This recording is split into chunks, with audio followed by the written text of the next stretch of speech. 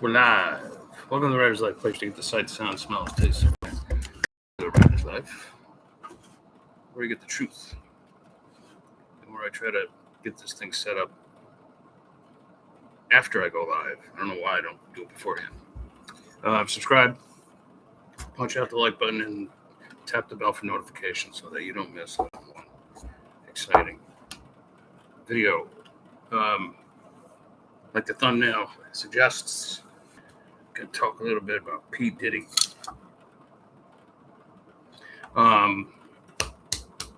That's like my rapper persona.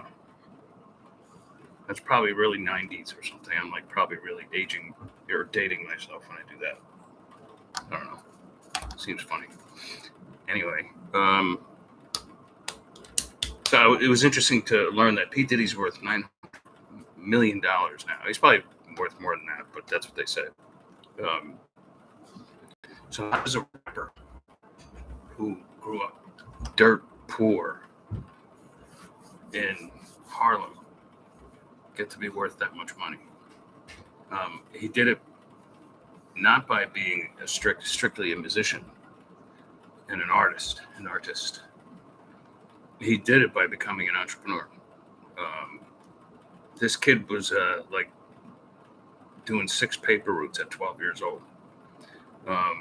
I guess this is kind of a lesson for parents who spoil their kids too, right? But anyway, that's for another video. But when he started his career, he signed with a publisher, and he was so upset with how the publisher was running things, how slow they were, and how marketing wasn't there, and all the things that publishers do to fuck up your career.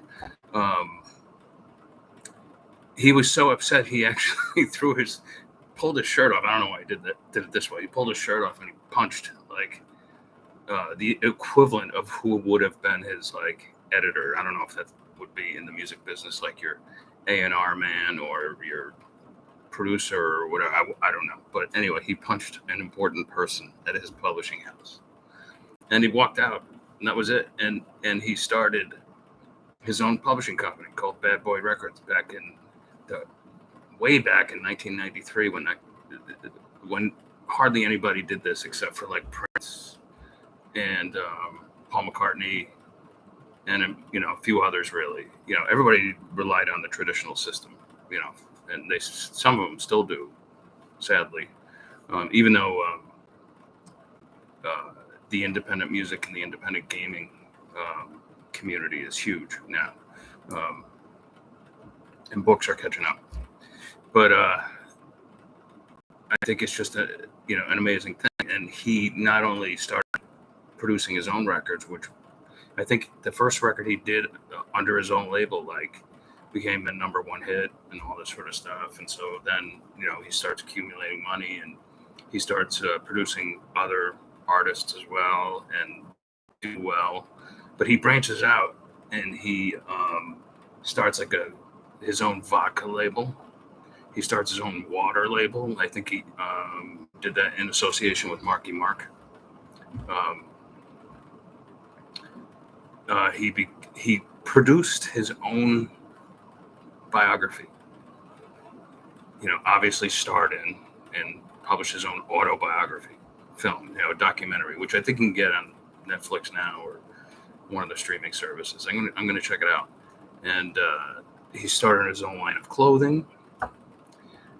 What else has he done? He's acted in some of the shows and even killed himself off so that he didn't have to be in the show all the time, so that he could pursue other avenues. And yet he still collects royalties and stuff like that. Anyway, that's the mindset I've been trying to get across. Just today, I was looking at another publisher who's a part of a group of independent publishers that claim they're like the fastest growing independent publisher going. And just for a very brief second, just for a real brief moment of weakness, I thought, well, I just got the rights back to 3 books from one of my publishers, and which they were so gracious to do. And I thought, maybe I should just give them a shot and, just send them an email and say, I'll send you the scripts and go with it, you know. And then I was like, wait a minute. I could see like in like their submission format that like they would get back to you within 120 days. And I'm like, are you kidding me? I could have those manuscripts up like by the weekend and making money on them. You know, all I have to do is call my editor, and she does other things too for me, and you know, my one employee, and just say like, let's get this going. Let's get a new cover, and you know, just give it a light edit, and let's go. So I was like, no. I like immediately dismissed the idea. If you're gonna get your rights back, don't give them away again. That's just stupid. That's just sheer stupidity. You know, again, I'm still doing the hybrid thing, but not nearly as much. I'm trying to do everything through Bear Media now, as much as I can.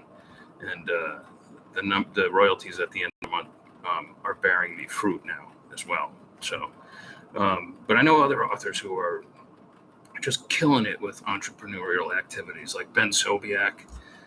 He has the Writer's Glove, which is going huge, and I think it makes him tons of money. And he's got Writer's Block Coffee. He works for like Writer's Digest Books or something like that.